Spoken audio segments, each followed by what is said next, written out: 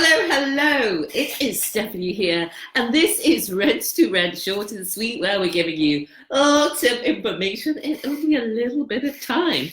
And today, it is number 37. And I'm just doing the part 2 of BK's question, which he asked on the Rent to Rent Success YouTube channel. And BK's question was, great video. How do you account for gas, electric and water? Are your actuals usually like your predicted utilities? And you'll see that in Rent to Rent short and sweet number 36, I answered about the utilities. And this is another one because I wanted to also let you know about some of the costs that people often forget when they're calculating whether their rent-to-rent deal will work. Now, you will see our rent-to-rent free deal analyzer, which will help you to forecast any deal and see if it will work for you.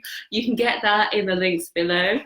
You can check out video 34 about the management, maintenance and voids. You can check out video 36, which is all about all of the utility costs.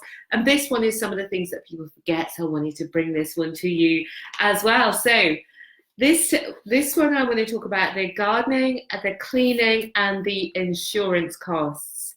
Now, we pay, your cleaning costs are going to be significant. Yeah, and you do need a cleaner, okay? So many people try to say to me, you don't need a cleaner for an HMO. Well, you do, because what happens if you don't clean consistently and diligently? The place gets dirty. It's not a surprise. Everybody knows this. It's going to be harder to move people in because the place isn't going to look so good. You're going to have more voids. You pay less for a cleaner than you pay in people not wanting to stay in your property because it's dirty or not wanting to move into your property because it's dirty. So I encourage you, if you're kind of thinking, oh, I can skimp on the cleaner, don't skimp on the cleaner. Skimp on something else, but not the cleaner. Okay, so depending where you are in the country, your cleaner's likely to cost somewhere between £10 and £20 an hour. If you're in London, it could be even more than that.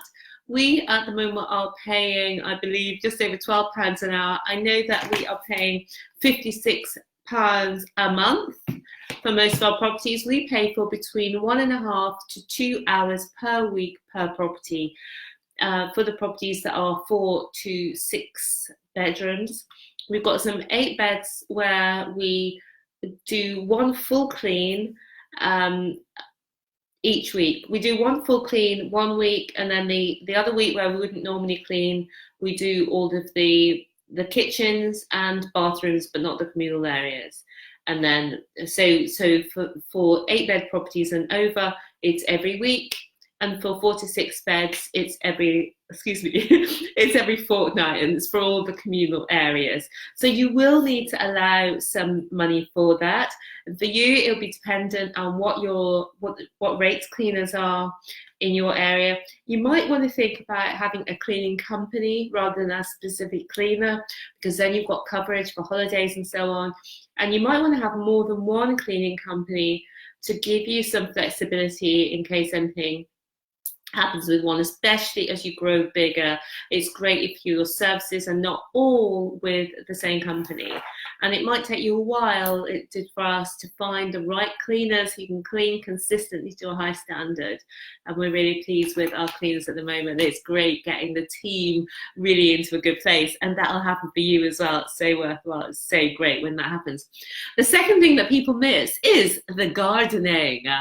Now, if you have taken on in your rent-to-rent contract to pay for gardening, we do that because we want to provide an all-round service, but you don't have to. You negotiate whatever you'd like to negotiate.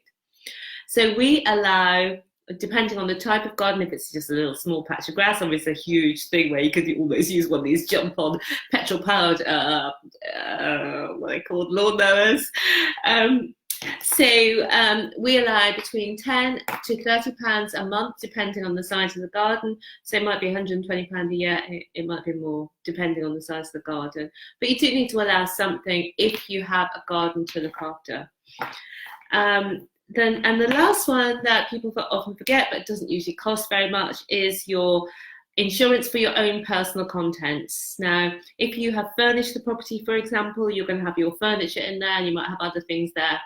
And typically this is not too expensive. We allow about £8 a month for that, just to insure our contents. So you need to make sure that when you're doing your forecast, you've included your cleaning, your gardening, and your contents insurance, which you will need a separate one for each property that you take on. Remember and use the deal analysis spreadsheet so that you can forecast deals accurately and know that they will be profitable for you. If you want to work with us a little more, find out a bit more about this, go on our free online training and guide. You can get that. There's a link below. And if you have a question you want me to answer, short and sweet, just leave a comment under this video. Remember to subscribe to this video. It's a great feeling when you do that, and like it. And I will see you soon. Bye for now.